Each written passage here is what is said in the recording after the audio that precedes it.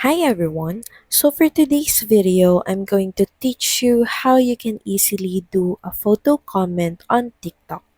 So let's head over to a TikTok video. So I have this video for example. Just choose a comment, then click on reply. Then click on the video recording button. Then switch to photo. You can either take a photo or choose from your gallery. Then click next. You have an option to remove the comment or include it in your photo.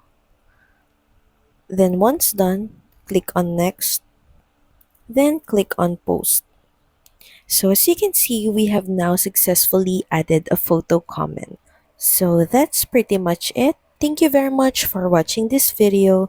I hope that this helped you on how easily you can add a photo comment on TikTok. Please don't forget to like, share, and subscribe to the channel, and I will see you again on the next one.